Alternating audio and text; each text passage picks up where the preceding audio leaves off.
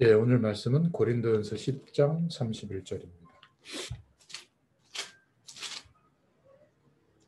고린도전서 10장 31절. 예, 우리 함께 봉독하겠습니다. 그런즉 너희가 먹든지 마시든지 무엇을 하든지 다 하나님의 영광을 위하여 하라. 아멘. 오늘부터 이렇게 또 복음의 가장 근본이 되는 복음의 말씀들을 또 정돈해 보기를 원합니다. 특히 소교리문답 이 내용들을 앞으로 좀 정리하면서 기도 제목을 붙잡을 텐데요. 오늘 첫 번째 제목은 하나님의 영광입니다. 오늘 고린도전서 10장 31절에 보니까 그런즉 너희가 먹든지 마시든지 무엇을 하든지 다 하나님의 영광을 위하여 하라. 그렇게 말씀하고 있는데 우리는 이런 상황이 이렇게 가끔 놓일 때가 있습니다. 이렇게 해야 될까? 저렇게 해야 될까? 이게 옳은가? 저게 옳은가? 이 직장을 가야 될까? 저 직장을 가야 될까? 어떤 것을 선택해야 될지 잘 모르겠다. 또 어떤 때는 판단이 어려울 때가 있습니다. 그런데 명확하게 우리는 방향을 가질 수가 있죠. 무엇을 하든지 하나님의 영광을 위해서 하라. 오늘 제일 첫 번째 질문이 사람이 제일 되는 인생의 목적이 무엇인가? 이 질문에 대해서 사람의 제일 되는 목적은 하나님을 영원롭게 하는 것과 그 하나님을 영원토록 즐거워하는 것이다. 이렇게 말하고 있습니다. 먼저 좀 서론적으로 생각해 볼 것은 소교리문답, 이것은요 대교리문답 19개 문제와 답을 이야기한 것이 있고 주로 교육자들을 위해서 좀 설명한 내용이라고 볼 수 있고요. 또 소교리문답, 이 196가지 문제와 답을 107가지 문제와 답으로 정돈한, 그래서 소교리문답은 주로 이렇게 장로교단에서 주일학교에서 많이 아이들에게 가르치기도 하고 그렇습니다. 그러면 이 소교리 문답이 언제 만들어졌고 또 우리에게 들어오게 됐는가? 1517년에 종교개혁이 이제 일어나면서 천주교회와 거기에서 다시 시작되어진 개신교, 개신교가 시작이 되면서 뭔가 이렇게 교리적으로 혼란이 막 일어났는데, 그래서 1643년경에 생겨난 교리문답의 내용이에요. 이 소교리문답이. 그래서 웨스트민스터 소교리문답 이렇게 말하기도 합니다. 그래서 1643년경에 생겨난 이 교리문답을 영국에서는 영국 의회에서 1684년에 공인을 했어요. 이런 질문에 대해서는 이런 교리가 답이다. 이 정도 이해하시면 되겠습니다. 1684년경에 공인을 했다. 우리나라에는 언제 들어왔냐면 1907년도쯤에 들어왔어요. 그때가 언제냐면 김익두 목사님 아시죠? 김익두 목사님을 통해서 막 이렇게 한국 교회에 막 이렇게 부흥이 일어나도록 하나님이 역사할 때 막 부흥이 일어나니까 교리적인 내용이 필요하잖아요. 그래서 이 소교리문답 이 내용이 우리나라에 들어와서 평신도들에게 교육도 하고 알려졌습니다. 이 정도 조금 서론적으로 이해하면 될 것 같고요. 이 전도자의 입장에서 이 소교리 문답의 내용을 어떻게 볼 것인가? 하나님이 하시는 전도를 이해하지 못하면 성경 말씀은 그냥 교훈 정도죠. 그런데 하나님이 하시는 전도, 너무 많은 이야기가 있지만 구원을 이루실 하나님의 시간표를 하나님이 움직이고 계시는데, 복음에 대한 답을 가진 나와 하나님의 구원의 시간표가 임한 사람과의 만남, 그리고 성령의 역사하심으로 그 영혼이 구원의 축복을 누리게 되는 이 일은 하나님이 하시는 전도죠. 이 축복을 이해하면 성경 말씀은 살아있는 말씀으로 응답받게 됩니다. 그 사람에게는 죽어있는 과거의 이야기가 아니라 교훈 정도, 이론이 아니라 지금도 살아 역사하는 말씀이 되죠. 그래서 전도를 이해하면 성경은 살아있는 말씀이고 지금도 굉장히 사실적이고 정확하구나, 성취되는 말씀이구나, 이렇게 응답이 됩니다. 자, 그렇다고 볼 때 복음을 규정해주는 어떤 틀을 제공하는 조직 신학이나 교리 문답을 전도자의 입장에서 볼 때는 굉장히 중요한 내용이 되는 겁니다. 왜냐하면 현장에서는 그런 복음의 기준과 틀을 말해줘야 될 때가 있거든요. 그래서 1600경에 시작을 해서 지금까지 소교리 문답의 내용을 복음을 설명할 때 사용하고 있으니까 굉장한 역사성을 가지고 있죠. 하나님의 계획이 있는 겁니다. 1517년에 종교개혁이 일어났고 1684년경에 영국 의회에서 공인이 된 내용이에요. 그러면 신학적으로든 여러 가지 것이 검토가 됐다고 볼 수 있겠죠. 그리고 한 200~300년 있다가 한국에 들어오게 된 겁니다. 이것을 평신도에게 가르치는 채택을 이제 총회에서 결의해서 하게 됐다면 중요하다고 볼 수가 있죠. 자, 그래서 이 소교리 문답의 제일 첫 번째 질문과 답이 굉장히 중요한 질문인데, 인간의 제일 되는 목적이 무엇인가? 하나님을 영화롭게 하는 것과 그를 영원토록 즐거워하는 것이다. 이 소교리 문답을 만드신 분들이 너무 질문도 성령의 인도를 잘 받은 거죠. 어떻게 해야 경제 축복을 받는가? 이런 게 먼저 나온 게 아니라 인간의 제일 되는 목적이 무엇인가? 거기에 대한 답을 정말 성령의 인도를 받아서 잘 설명한 것 같아요. 우리가 응답받고 잘 소화해서 전도자의 입장에서 우리 주변에 또 사명자들에게 잘 알려주고 복음의 틀을, 또 성령이 역사하시는 틀을 좀 잘 바라볼 수 있도록 도와줘야 될 줄로 믿습니다. 인간의 제일 되는 목적이 뭔가? 인간이 잘 사는 길이 무엇인가? 우리가 어떻게 제일 좋은 결정을 내리겠는가? 실수하지 않고 문제가 왔을 때 어떻게 판단을 하면 제대로 축복을 받겠는가? 이런 질문과 같은 내용이에요. 아주 중요한 답이 나왔죠. 하나님을 영화롭게 하는 것과 그를 즐거워하는 것이다. 이것저것 많은 것을 하는 게 아니라 하나님을 즐거워하는 것이다. 영원토록 즐거워하는 것이다. 다윗이 이것을 참 잘했죠. 인생의 모든 답이 여기에서 나오는 줄로 믿습니다. 산업 현장도 마찬가지예요. 혹시 갈등이 있는가? 또 문제가 있는가? 그렇다면 하나님의 축복을 받는 길을 알아야 되겠죠. 이게 바로 제1문 1답이에요. 혹시 동료들에게 배신감을 느낀 적이 있는가?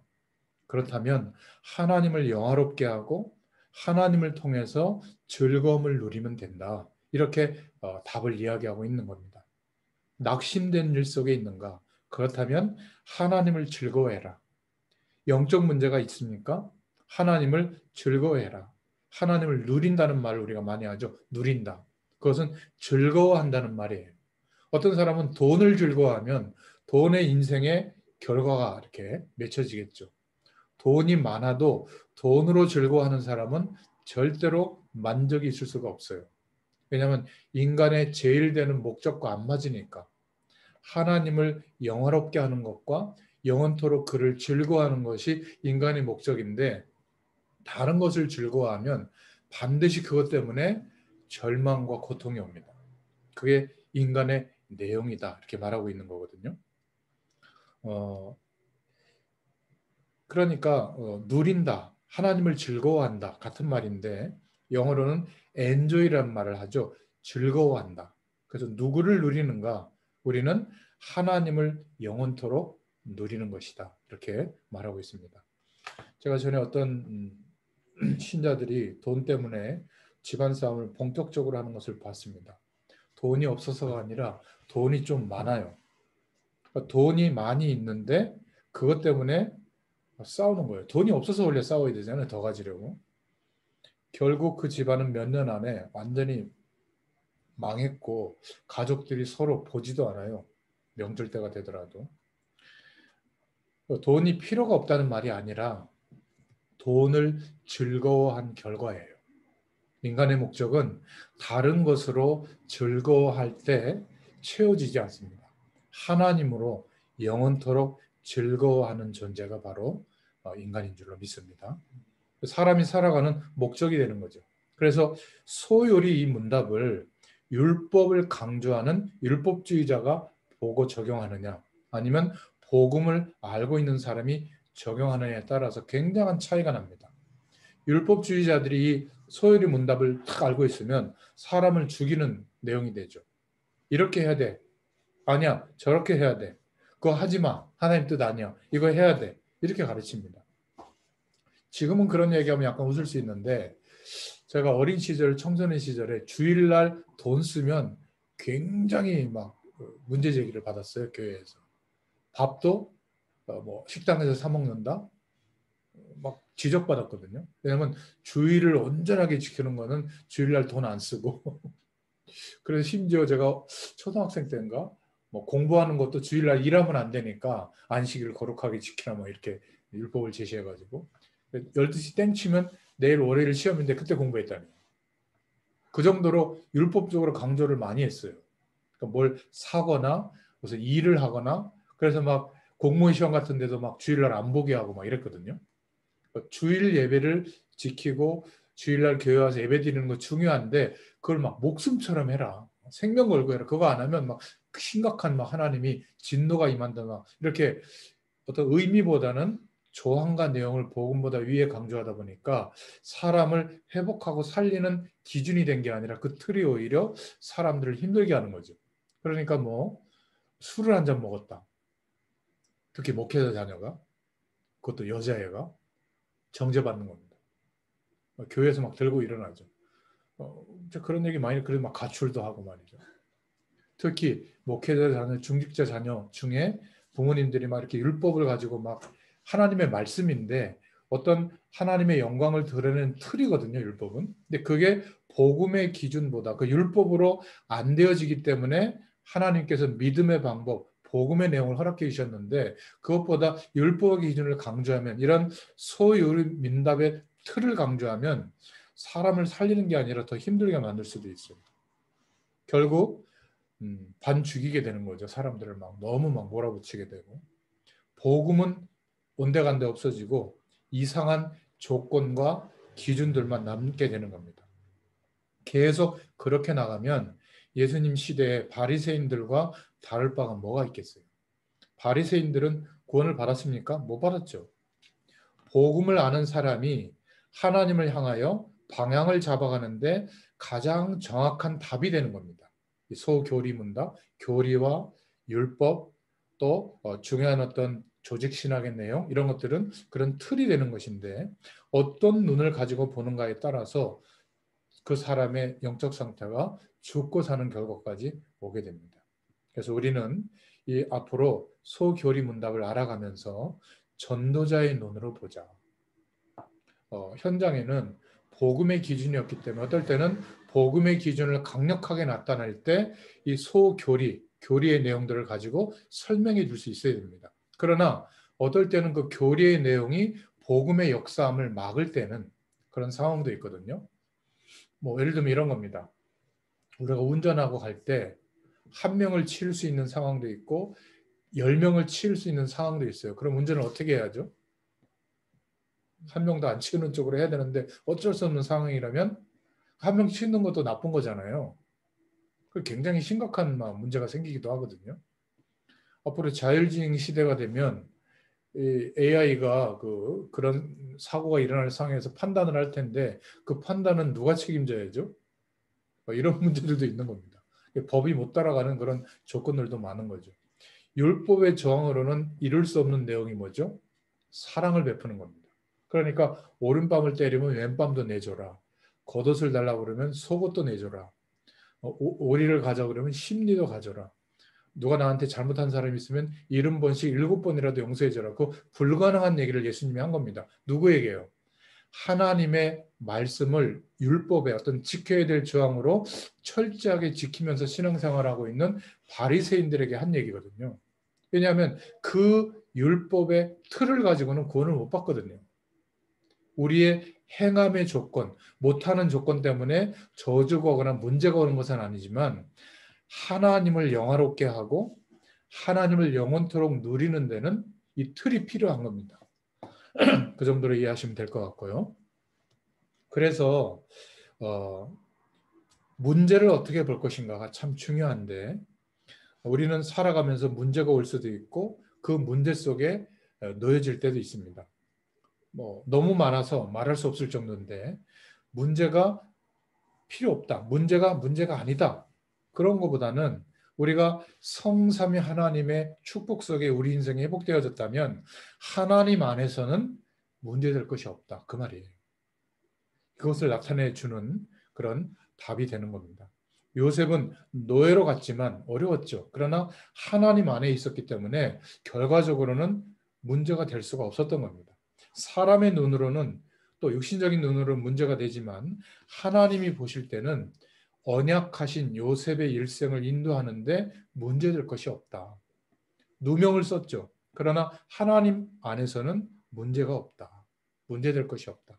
누명도 좀 쓸 수가 있습니다. 우리가. 요셉이 그래서 결론적으로는 감옥에 갔는데 하나님 안에서는 그것도 문제될 것이 없다. 다윗도 완전히 죽을 수밖에 없는 그런 죽음의 위기를 5번 정도 당했는데요. 그때마다 뭐라고 고백했냐면 시편 23편 1절에 여호와는 나의 목자시니 내게 부족함이 없으리로다. 이 고백을 했습니다. 이런 답이 있었던 거죠. 욥기서 3장 25절에 보니까 우리 인생에 하나님 자녀이지만 어떤 문제가 올 수가 있냐면 욥이 염려하는 것을 사단이 건드린 겁니다. 평소 때 생각하던 것을 건드린 것이죠. 자녀들에 대한 문제, 자기가 가지고 있던 소유, 혹시 우리 주변에 또 자녀들, 후대들을 위해서 아닌데도 하나님 앞에서는 축복의 기도를 할 수가 있죠. 비난하거나 너무 염려하지 말고 여기에 놀라운 일이 일어나는 겁니다. 어떤 면에서는 자녀에게는 모른 척하고 우리가 엎드려서 기도하면 그리고 하나님께 축복 기도를 하면 굉장한 영향력이 나타납니다. 내가 자녀에 대해서 모르는 것하고 모르는 척하고 있는 것하고는 다르거든요. 용납해 주는 거잖아요. 아이들이 실수하면 시행착오를 겪도록 기다려 줄 수 있어야 되는데 참 너무 많이 지적을 하고 내 기준을 제시해버리면 바로 서기가 힘들죠. 제가 처음에는 이 전도운동, 말씀운동도 그런 기준으로 했는데 지나가 보니까 그거는 제가 경험한 기준일 뿐이에요. 수만 가지 하나님의 방법과 역사가 있다면 하나님께서 가장 적절한 때에 은혜를 주셔서 그 인생에 가장 맞는 답으로 하나님이 인도하실 것이다. 이것을 믿고 지지해주고 기다려주고 기도해주는 게 더 빨라요. 알고 봤더니. 산업 현장도 마찬가지입니다. 만약 우리가 오늘 끝이라면 지금 걱정하고 염려하고 있는 그 방향이 맞아요. 우리는 오늘이 끝이 아닙니다. 하나님께서 약속하신 언약적 축복의 인생의 길을 지금 우리가 산업 현장에서 똑같이 걷고 있는 거거든요. 그 속에 우리의 지금 현실이 있는 겁니다. 요한일서 4장 18절부터 19절에도 두려움에는 형벌이 있다. 이런 말씀도 있고요. 그래서 베드로전서 5장 7절부터 8절에 너희 염려는 주께 맡겨라. 이유는 근신하라 깨어라. 왜 그렇죠? 너희 대적 마귀가 우는 사자같이 두루 다니며 삼킬 자를 찾나니. 뭘 모르게 하죠? 인간의 목적이 무엇인지를 모르는 겁니다. 내가 살아야 되는 진짜 이유, 하나님을 영화롭게 하는 것과 영원토록 그를 즐거워하는 것이 우리의 본분인데 이것을 잊어버리도록 속이는 겁니다. 그래서 오직 하나님의 영광을 위해서 우리가 살아가는 답을 갖게 되기를 예수님의 이름으로 축원드립니다. 그래서 나면서 소경된 이 아이가 아버지의 잘못 때문인가 본인의 잘못 때문인가 바리새인들이 예수님께 시험을 걸었죠. 그런데 예수님께서는 뭐라고 대답하셨죠? 누구의 잘못 때문도 아니다. 하나님의 영광, 하나님께서 하나님께 영광 돌려드리기 위해서 하나님이 허락한 문제다. 이렇게 말씀하셨죠. 하나님의 영광이라고 하는 것은 그냥 단어적인 의미보다 성부, 성자, 성령 하나님과 우리의 인생이 연결되어지는 그때 알게 됩니다. 너무 영광스럽고 황홀하고 그리고 일평생 내가 주의 일을 해도 될 만한 어떤 큰 은혜를 입는 그런 순간이거든요. 근데 매일 그 은혜를 조금씩이라도 우리가 입을 수만 있다면 아마 매일매일이 달라지게 될 거예요. 우리가 무엇을 결정하거나 판단하거나 해석할 때 분별이 잘 안 될 때도 있거든요. 그때 오늘 말씀을 기억하시기 바랍니다. 먹든지 마시든지 무엇을 하든지 하나님의 영광을 위해서 해라. 혹시 이혼해야 될 부부들 우리가 만나서 도와줄 때도 가능하면 하나님의 영광을 위해서 이혼을 해라. 진짜 이혼을 할 것 같으면 하나님께 영광이 되는지 안 되는지 기도해보고 해라. 하나님께 영광이 안 될 것 같으면 참아라. 그게 하나님의 뜻이죠. 하나님의 영광을 위해서 어떨 때는 희생하는 겁니다. 무조건 어려운 사람 도와주고 우리의 것을 희생하고 그거는요 바보 같은 일입니다. 그렇지 않아요? 오히려 안 좋은 일을 하는 사람들을 더 연명해 줄 수도 있어요. 우리의 도움 때문에. 그러나 하나님의 영광이 드러난다면 하는 겁니다. 우리가 사람들과의 만남도 잘 만날 보장이 없죠. 아무리 내가 판단을 해도. 그래서 그냥 잘해줘라. 왜죠? 하나님의 영광을 위해서. 그러면 하나님께서 우리를 축복하실 줄로 믿습니다. 그러면 돼요. 우리 주변에 하나님의 영광을 위해서 사는 사람이 몇 명이라도 있는지 한번 생각해 보세요. 만약 그런 사람이 한 명만 그 현장에 있어도 하나님의 역사가 일어날 겁니다. 여러분, 갈렙의 신앙을 여러분 아시죠? 이 사람은 위기 때마다 하나님의 영광을 위해서 희생을 한 사람입니다. 자기가 똑같이 모세를 도왔던 여호수아가 이제는 앞장선 지도자가 됐을 때 또 한결같이 여호수아에게 순종하면서 협력했던 사람이에요. 참 인격적으로 대단하다. 그것이 아니라 하나님의 영광을 위해서 한 사람입니다. 하나님께서 누구에게 가장 응답을 하시겠어요? 바로 하나님의 영광을 위하여 사는 사람입니다. 그래서 주기도문에도 보면 제일 처음에 이름이 거룩히 여김을 받으시오며 이것을 기도하라고 했죠. 예수님이. 그래서 오늘 소교리 문답을 보면서 우리의 근본적인 신앙이 회복되어야 될 줄로 믿습니다. 자, 그러면 어떻게 하나님께 영광을 돌리겠는가? 첫 번째 기도 제목입니다. 고린도전서 10장 31절의 말씀처럼 우리의 삶을 통해서 하나님께 영광을 돌릴 수가 있는 겁니다. 근데 이 부분은 윤리적으로 생각해 보면 좀 어려울 수가 있어요. 그런데 성령의 도우심이 우리에게 임하면 우리의 삶을 통해서 하나님께 영광 돌리는 것이 되어집니다. 만약에 이 부분을 가지고 우리가 살아간다면요. 하나님의 최고의 축복을 누리는 사람이 됩니다. 또 어떻게 하나님께 영광을 돌릴 수 있는가? 두 번째로는 인간관계를 통해서 하나님께 영광을 돌릴 수가 있습니다. 요셉 같은 경우만 해도 보디발의 아내를 고발할 수도 있고 형들을 원망할 수도 있었는데 요셉은 그렇게 하지 않았습니다. 이때에도 여호와의 영광을 위해서 창세기 45장 8절에도 보면 바로 왕이 네가 어떻게 이렇게 꿈을 제대로 해석했냐 이렇게 했을 때 어떻게 알아맞혔는가 했을 때 자기를 드러낼 수 있었지만 여호와 하나님께서 임금님을 사랑하심으로 꿈을 알게 했다 이렇게 말합니다. 평소 때 이 요셉이 한 말을 기억하고 바로가 또 보디발이 이렇게 말했죠. 하나님이 너와 함께 하는구나. 여호와의 신이 이만큼 감동된 사람을 본 적이 없다. 이게 불신자, 가장 불신 세계의 조건을 많이 갖고 있는 사람들이 이 요셉을 보면서 한 말이에요. 그 말은 뭐죠? 하나님께 영광 돌려드린 중심이 나타난 겁니다. 다윗도 마찬가지죠. 주의 길을 위하여 의의 길로 인도하시는도다. 이렇게 다윗은 고백했습니다. 하나님의 축복을 받는 인물들은 바로 이 부분이 좀 다른 것 같아요. 하나님의 큰 사역을 한 번 했다가 중단되는 사람이 아니라 끝까지 쓰임받는 사람은 이 부분이 다릅니다. 끝까지 망하지 않고 하나님의 일에 쓰임받는 이유는 주의 길을 위하여 의의 길로 인도하시는도다. 문제를 만났어도 누명을 쓰고 망할 상황이 됐는데도 여호와를 위하여 우리가 성공을 해도 여호와를 위하여. 이런 다윗의 고백이 있기를 예수님의 이름으로 축원드립니다. 하나님께서 왜 바울 사도를 많은 사도들 중에 그렇게 크게 사용했을까? 바로 이 바울도 하나님의 영광을 위하여 살아갔습니다. 갈라디아서 2장 20절에 보면 자기는 죽었다고 고백하죠. 그리스도 십자가에 못 박혔다. 그리스도와 함께. 내 안에 그리스도께서 사는 것이다. 내가 지금 육체 가운데 사는 것은 그리스도를 믿는 믿음 안에서 사는 것이다. 이런 고백을 했습니다. 이런 믿음의 고백이 있는 사람들은 끊임없이 하나님의 응답을 받게 될 줄로 믿습니다.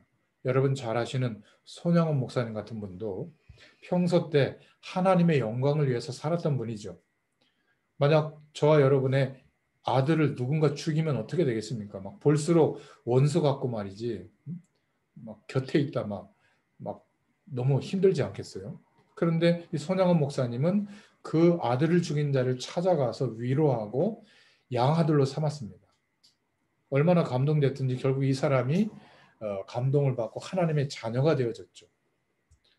하나님의 영광을 위해서 산다는 것은 하나님의 모든 것을 우리가 응답으로 누릴 수 있도록 만들어줍니다. 우리가 교회 생활도 하나님께 영광을 돌려지는 중심으로 교회 생활을 할 수 있기를 바랍니다. 그러면 주일마다 응답받을 거예요. 우리가 주일마다 하나님의 영광을 위해서 산다면 목사님과 성도들이 새롭게 보일 거예요. 하나님의 영광을 위해서 모이는 모임이 교회 아니에요. 그죠? 그리고 하나님의 영광을 나타낼 영광스러운 자녀들이죠. 성도들이. 그러면 설교 말씀이 새롭게 들릴 거예요. 제 개인적으로는 이 소결이 문답을 구성한 어떤 개인이든지 단체든지 너무나 잘한 겁니다. 성령의 인도를 받은 것 같아요. 질문도 너무 정확하게 잘 잡았죠. 첫 질문. 우리에게 제일 되는 인간의 목적이 무엇인가? 하나님을 영화롭게 하는 것이고 그를 영원토록 즐거워하는 것이다. 얼마나 놀라운 답입니까? 그죠? 그래서 우리가 네 번째로 기도할 때도 하나님께 영광을 돌리는 기도를 해야 될 줄로 믿습니다. 예물도 마음도 하나님께 드리도록. 그것이 예배고 기도입니다. 그러면 이 기도 응답을 계속 받게 되죠. 예수님도 그렇게 기도를 어떻게 해야 되는지 제자들이 물어봤을 때 주님이 가르쳐 주신 기도도 이렇게 나와 있죠. 하늘에 계신 우리 아버지여 이름이 거룩히 여김을 받으시오며 하나님의 나라가 임하옵소서. 내 뜻이 아니라 하나님의 뜻이 이루어지게 하옵소서. 물질이 많이 필요한 것이 아니라 있으면 좋지만 이렇게 예수님은 가르쳐 주셨어요. 일용할 양식을 주옵소서. 그렇게 기도해라. 그리고 시험에 들지 말게 하시고 악에서 구하옵소서. 우리의 죄를 사하여 주옵소서. 이런 기도의 축복을 우리가 누리게 될 줄로 믿습니다. 그리고 마지막에 하나님의 영광을 위하여 나라와 권세와 영광이 하나님 아버지께 있사옵나이다. 이렇게 기도하라고 말씀하셨죠. 응답받는 중요한 기도입니다. 다섯 번째로 어떻게 하나님께 영광을 돌릴 것인가? 복음을 증거할 때도 하나님의 영광을 위하여. 어떤 사람은 내가 가지고 있는 영적 우월감을 피력하는 차원에서 너 복음 안 받으면 말이야 어려움 당할 거야. 내 말 들어. 이런 자세가 있는데 굉장히 오만한 자세죠. 구원을 본인이 주는 그런 입장인 것 같아요. 하나님께 영광 돌리기 위하여 복음을 증거해라. 그러면 틀림없는 하나님이 하시는 전도의 축복을 응답으로 누리게 됩니다. 우리가 하는 모든 헌신이 하나님께 큰 영광이 될 줄로 믿습니다. 하나님의 영광을 위해서 하게 된다면 하나님의 역사는 계속될 거예요. 왜 하나님께서 칼빈이라고 하는 목회자를 그렇게 크게 사용했는가? 한 교단이 세워질 만큼 또 교회사에 큰 분수령이 일어날 만큼 하나님께서 사용했는가? 물론 복음 회복도 있지만 칼빈 목사님이 말하기를 이렇게 말했대요. 설교도 잘하려고 하지 마라. 성경에 있는 대로 해라. 그리고 설교자가 나타나지 않게 해라. 하나님의 영광을 위해서 해라. 그러면서 본인이 죽을 때도 유언을 남겼다죠. 자기 비석도 세우지 마라. 하나님의 영광을 나타내기 위해서 그렇게 삶을 살았다고 합니다. 제대로 복음을 깨닫고 누린 사람이죠. 하나님이 계속 쓰실 수밖에 없는 그런 사람인 줄로 믿습니다. 우리가 목회자로서 또는 어떤 중요한 사명 때문에 강단에 설 때도 하나님의 영광을 위해서 해라. 근데 벌써 막 머리하고 막 옷 신경 쓰고 막 기도할 때도 보면 막 미사여구를 총동원해 가지고 내가 이렇게 기도를 잘한다는 표현을 막 하려고 하는데 그래서 부담되고 어려운 거예요. 하나님의 영광을 위해서 해라.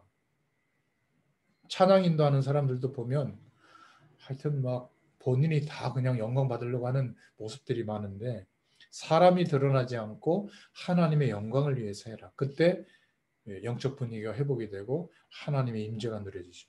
그러니까 여기에 전부 하나님의 역사하시는 답이 들어있는 줄로 믿습니다. 오늘 새로운 응답이 이 산업 현장에 시작되기를 축원드립니다. 자, 그러면 이제 우리가 기도 제목을 붙잡았다면 두 번째로 어떻게 하나님의 영광을 위해서 살 수 있는가? 살고 싶어도 잘 안 되죠. 뭔가 하나님의 영광을 위해서 살 수 있는 그 내용이 우리에게 있어야 될 줄로 믿습니다. 어떻게 하나님께 영광을 돌리는가? 어떻게 하나님의 영광을 위해서 살 수 있는가? 하나님의 영광이 먼저 내게 임해야 되죠. 내게 있어야 되는 거예요. 하나님의 영광이 없이 열심히 신앙생활하면 표신합니다. 언제 표신하죠? 조그마한 일에도 섭섭해요. 돈을 많이 가진 사람은 헌신을 많이 하죠. 교회에서도 보면. 근데 그거 안 알아줄 때 섭섭해요. 또 반대로 돈이 없는 사람은 그런 사람들이 대우를 받는 것을 보고 또 섭섭합니다. 돈이 있어도 없어도 섭섭해요. 이게 뭔가 하나님의 영광을 위해서 살 수 있는 내용이 빈약해서 그런 겁니다. 내가 하나님의 영광을 위해서 산다는 말은 무엇이 이미 그 인생 속에, 심령 속에 있다는 말과 같아요. 전에 대학에 가서 이렇게 전도할 때 보면 뭔가 우리나라에 좀 공부를 열심히 하는 학생들이 모이는 대학은 특히 여학생들 보면 그렇게 옷차림이나 화장에 그렇게 신경 쓰지 않는 것 같아요. 자고 일어나서 돌아다니는 일도 많은 것 같고. 근데 뭐 비하하는 건 아니지만 조금 성적이 좀 이렇게 하위권에 있는 그런 대학에 가보면 무슨 연예인들이 다 모인 것 같아요. 막 색조 화장부터 해가지고 막 신부 화장하고 막 온통 그 학교 앞에 가면 옷가게가 질비하고요. 지금은 어떤지 모르겠는데 그러니까 그렇게 꾸미는데 관심을 두고 거기에 뭔가 이렇게 못 꾸미면 자신감이 없는 것 같아요. 근데 좀 공부하고 미래에 대한 답을 가지고 있는 그런 학생들을 보면 별로 꾸미지 않았는데 눈을 보면 자신감이 있어요. 뭔가 있는 거죠. 신앙생활도 마찬가지입니다. 하나님께 영광을 돌리면서 살아라? 힘들어요. 오히려 더 힘듭니다. 그런데 뭔가 하나님과 함께하는 축복이 경험되고 있으면 하나님의 영광을 위해서 사는 것이 쉬워요. 그게 1순위가 될 수밖에 없어요. 그냥 내가 조금 병들었을 때 병이 나았다. 어려웠는데 어려운 문제를 하나님이 해결해 줬다. 이것은요, 그 효과가 지나가면 또 세상 중심으로 살 수밖에 없는데 하나님의 영광을 경험했다. 성삼위 하나님과 이 영원한 생명의 축복, 임마누엘의 축복을 경험했다. 한 번만 경험해도 평생 이 축복은 사라지지 않습니다. 갈수록 그 강도가 커지죠. 이런 은혜를 하나님이 우리에게 부어주신 줄로 믿습니다. 그러니까 하나님의 영광을 위해서 살 수 있는 거죠. 이 사람은 무슨 일을 하든지 너무 튀려고 할 필요도 없어요. 주로 이제 뭐 패션이나 사람들 사이에서 일 처리할 때도 보면 너무 자기 주장에 가거나 자기의 방법으로 막 관철시키려 하는 사람들은 안에 뭔가 내용이 없어서 그래요. 내용이 있으면 B 안을 가지고도 A 안의 방법의 결과를 낼 수 있는 능력의 사람은 예, 그러죠 뭐. 그런데 결국은 A 안으로 하는 것보다 이상의 결과를 만들어낼 수 있거든요. 제가 우리 자녀들하고 대화할 때 꼭 내 주관대로 막 애들을 막 끌고 간다. 모자란 부모예요. 그래 알았어. 한 몇 년 뒤에 하면 되지 뭐. 그리고 기도로 자녀를 바꾸면 되지 뭐. 시행착오 몇 번 더 겪었다고 해서 이 아이에게 하나님의 역사하심이 후퇴되냐? 절대 그렇지 않다는 걸 알고 있거든요. 그 내용을 가진 사람은 괜찮아요. 없으면 어떻게 하죠? 튀어야 돼요. 이제 그런 분들 보면 나쁘게 보지 말고 가장 중요한 내용이 좀 빈약하구나. 그럼 이 부분을 내가 어떻게 좀 경험할 수 있도록 도와줄지 이렇게 기도 제목을 삼으면 됩니다. 하나님께 영광 돌려드리면 된다는 그런 자신감이 있으면 삶의 내용이 굉장히 차분해지고요. 충만해집니다. 여러분, 신앙의 인물들은 하나님께 영광을 돌리면 된다라고 하는 자신감이 있었습니다. 복음이면 된다. 성령의 역사하시면 된다. 그 증거를 가지고 하나님을 영화롭도록 하나님을 그를 인하여 영원토록 즐거워하는 여호와를 정말로 누리면 괜찮아질 줄로 믿습니다. 그래서 하나님으로 만족할 수 있다면 대단한 신앙의 회복이 된 거예요. 어디에서요? 이 돈이 왔다 갔다 하고 죽고 사는 이런 산업 현장에서 하나님으로 만족할 수 있다. 통과한 겁니다. 분명히 하나님의 역사하심이 시작될 거예요. 정말로 이때부터 하나님으로 그리스도로 성령의 역사하심으로 감사할 수 있게 됩니다. 그러면 하나님의 말씀으로 충분해집니다. 시편 기자가 얼마나 하나님의 말씀이 좋았던지 송이 꿀보다 달다 이렇게 고백하는 내용이 있잖아요. 그 말은 유대인들이 어떤 성경 퀴즈를 했을 때 알아맞히면 떡에 꿀을 발라주어서 아이들을 교육했대요. 그러니까 그것을 얻어먹으려고 막 성경을 암송하고 그랬답니다. 그 꿀송이보다 더 달다라고 인용해서 말한 고백이에요. 하나님의 말씀이 그 송이꿀보다 달다. 하나님의 말씀이 이렇게 우리에게 묵상되고 응답될 줄로 믿습니다. 그리고 하나님과 대화하는 것, 교제하는 것을 기뻐하게 됩니다. 하나님과 대화하고 묵상하고 교제하는 것이 안 되면 자꾸 사람과 대화하려고 해요. 사람에게서 유익을 얻으려고 해요. 그러니까 모임들이 자꾸 많아지는 겁니다. 하나님과 대화하는 사람은 굳이 사람과 많은 그런 대화를 할 이유가 없어요. 사람과 말을 하지 말고 지내라 그 말이 아닙니다. 중요한 것일수록 하나님과 교제하게 되는 거죠. 솔직한 말로 우리에게 가장 진실을 말할 수 있는 대상이 저는 하나님밖에 없어요. 뭔가 내 중심을 조금 나눠도 좀 유익이 있지만 사람들과 그러나 진짜 중요한 가장 우리 인생에 진실된 그 부분은 하나님과 저는 대화합니다. 기도로. 진정한 대화를 할 수 있는 대상은 하나님밖에 없는 줄로 믿습니다. 저와 여러분이 하나님과 기도로서 대화할 수 있는 답이 지금 찾아졌다면 그 사람은 하나님의 사람이고 반드시 승리하게 될 겁니다. 시편 23편 1절, 시편 81편 1절에 12절에도 보면 여호와를 바라라. 그리하면 내가 응답을 받을 것이다. 그리하면 능한 손을 들어 내 원수를 제어할 것이다. 그러니 너는 여호와를 청종하라. 너는 여호와를 바라라. 이렇게 고백하고 있습니다. 이것만큼 우리에게 행복한 것이 없어요. 이사야서 40장 31절, 예레미야 33장 3절에도 보면 너는 내게 부르짖어라. 그러면 내가 알지 못하는 크고 비밀한 일을 너희에게 보일 것이다. 응답할 것이다. 이렇게 말씀하고 있습니다. 오늘 소결의 문답 이 1번이 너무나 중요하고 정확한 응답이 될 줄로 믿습니다. 이렇게 우리의 믿음의 선조들이 복음을 우리에게 전달하려고 중요한 교리의 틀을 이렇게 인도받아서 우리에게 지금 은혜를 주고 있는 겁니다. 하나님의 영광을 위하여 누가 알아주지 않아도 좋다. 하나님의 영광을 위하여 교회를 섬기며 전도하고 선교하다가 핍박을 받아도 괜찮다. 섭섭하고 억울한 일을 당해도 된다. 왜죠? 하나님의 영광을 위하여. 우리에게 가장 복이 무엇인가? 바로 그 하나님을 즐거워하는 것이다. 누리는 것이다. 그를 영원토록 누리는 것이다. 그를 영원토록 즐거워하는 것이다. 이런 축복이 있기를 축원드립니다. 그래서 세 번째로 영원토록이라는 말이 붙어 있죠. 우리가 잠깐 영적 현상을 경험하는 신비주의 신앙을 해도 하나님의 영광을 약간 경험할 수 있죠. 잠시 복음이 없이 열심히 주의를 해도 누릴 수 있습니다. 복음이 아니라도 어떤 은사적인 축복을 누릴 수가 있는데 그러나 영원토록 하나님을 누리려면 복음 안에 있어야 돼요. 그죠? 그리고 성삼위 하나님과 우리의 인생이 연결되어져야 돼요. 정확한 복음이 이해되어지고 믿어져야 될 줄로 믿습니다. 왜냐하면 구원을 받지 않고는 항상 하나님을 누릴 수는 없어요. 하나님의 자녀가 아닌데 어떻게 영원토록 누릴 수 있겠습니까?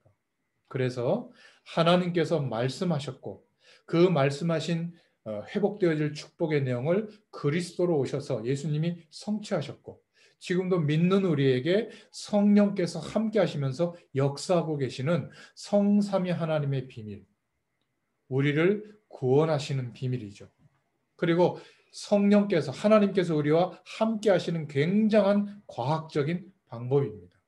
영원토록 그를 즐거워하는 축복이 있기를 축원드립니다. 자, 이 축복을 누릴 때 하나님의 사랑을 느끼죠. 소멸되지 않는, 계속 누룩처럼 커지는, 부푸는, 어디까지, 땅끝까지, 237개 나라까지 우리의 삶의 모든 영역에, 특히 산업 현장에 하나님의 사랑을 느끼면서 이제 인도받게 되는 겁니다. 이때부터 전도도 달라지고요. 이때부터 우리가 전달하는 말씀의 내용, 증인의 내용도 달라집니다. 그리고 이때부터 예배도 달라져요. 다 달라져요. 얼마나 감사합니까? 그래서 알게 되는 아가페 사랑, 하나님의 사랑을 알게 되죠. 남녀 간의 사랑은 에로스라고 하잖아요. 또 친구 간의 사랑은 필레오라는 단어를 씁니다. 부모와 자식 간의 사랑을 스톨게라고 하죠. 그런데 이런 사랑이 필요 없는 게 아니라 다 필요한데 그 속에 하나님의 사랑, 아가페가 들어가지 않으면 지속이 안 되는 거예요. 하나님의 사랑을 어떻게 알 수가 있죠?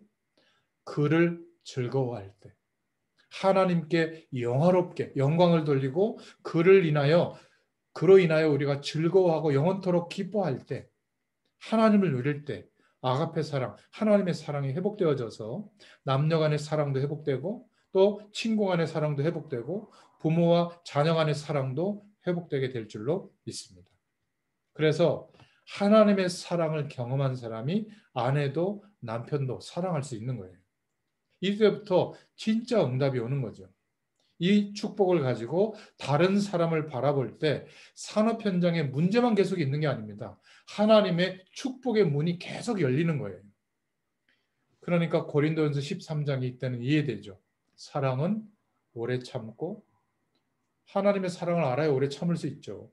한 번은 참아주는데 또 그러면 폭발하지 않습니까?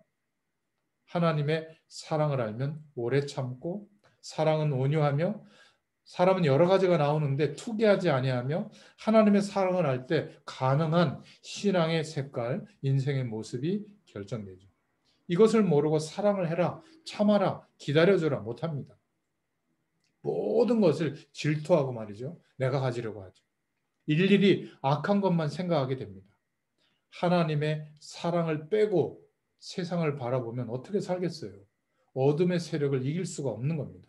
그래서 우리가 송사를 하거나 어떤 판단을 할 때에도 하나님의 사랑을 가지고 하는 거예요. 그냥 판단만 하면 남는 게 뭐죠? 분쟁하고 원수가 되는 길밖에 없잖아요. 무조건 막 용서해주고 무조건 참고 그거는 하나님의 사랑이 없이 하면 오히려 더 심각한 실패가 오죠. 그래서 결론적으로 우리가 과연 성경에 있는 응답을 받을 수 있는가? 성경에 일어나고 있는 하나님의 기적이 일어날 수 있는가? 지금도 그 응답을 받을 수가 있습니다. 어떻게 해요? 정말로 하나님의 영광을 위해서 우리가 살아간다면 하나님을 누리는 것, 하나님으로 인하여 즐거워하는 것이 좋다면 하나님과 교제하고 대화하는 이것으로 가장 즐겁다면 놀라운 하나님의 역사는 시작될 줄로 믿습니다. 여러분, 쉬운 말 같아도요. 하나님의 영광을 위해서 산다는 것은 보통 말이 아닙니다. 지금 교회에 가서 또 전도하면서 우리가 꼭 이런 축복을 누려야 될 줄로 믿습니다. 우리가 뭐 그렇게 잘났다고 교회 안에서 싸우고 그럽니까? 하나님의 영광을 위해서 해라. 혹시 싸울 일이 있다면. 우리 교육자들도 기억해야죠. 하나님의 영광을 위해서, 중직자들도 하나님의 영광을 위해서, 그래서 교회를 위해서, 성도들을 위해서 모든 것을 하면 축복은 하나님이 해주시는 거예요. 얼마나 중요한 일인지 모릅니다. 솔직히 이렇게 말하고 있는 저는 옛날에 기도하는 시간이 즐겁지 않았어요. 여러분들 어떨지 모르겠는데 전도 하긴 하지만 응답도 있지만 그렇게 즐겁지 않았습니다. 근데 어느 날 혼자 있으면서 하나님과 교제하는 시간이 즐거워진 그때부터 말씀을 보는 것도 즐겁고 하나님과 함께하는 은혜를 누리는 것이 너무 즐거운 그때부터 정시 기도 시간을 내가 찾았다니까요. 아무리 바빠도 그 시간을 확보해가지고 그 축복을 누리려고 하는 거예요. 그 뒤부터 내가 구하지 않는 것까지 끊임없이 하나님이 응답하시는 것을 지금도 경험하고 있습니다. 그래서 할 게 2개밖에 없더라고요. 좀 미안하고 죄송합니다. 하나님 앞에 헌신한 게 거의 많이 없는데 받은 축복과 역사가 너무 크니까 제가 이걸 잘 몰랐을 때는 이걸 막 자랑했거든요. 그리고 다른 사람에게도 너 그거 못해서 그렇다 이렇게 얘기했는데 알고 봤더니 전부 하나님의 은혜인데 내가 뭘 해서 된 게 없는데 이때부터 어떻게 되죠? 나는 B급 인생이라는 걸 항상 생각하게 돼요. 복음 속에 있으면 하나님이 다 하고 계시는 줄로 믿습니다. 여러분, 하나님의 영광을 위하여 사는 저와 여러분에게 하나님의 이러한 축복이 임하기를 예수 그리스도의 이름으로 축원드립니다. 하나님 감사합니다. 이미도 1600년대에 이렇게 하나님의 영광을 위해서 살아갈 수 있도록 질문하고 그 교리의 답을 주신 하나님. 이제 그 신앙의 선배들의 믿음의 고백 위에 우리가 설 수 있도록 축복해 주셔서 감사합니다. 우리가 예배를 드릴 때마다 초대교회 사도들의 고백을 신앙 고백으로 고백하는 것처럼 이제 우리가 현장에서 주의 영광을 위해서 살아가는 인생이 되어지게 하여 주시옵소서. 살아 역사하시는 하나님의 역사하심을 누리는 증인으로 서게 되도록 은혜를 더하여 주옵소서. 예수님의 이름으로 감사하며 기도드렸습니다. 아멘. 감사합니다.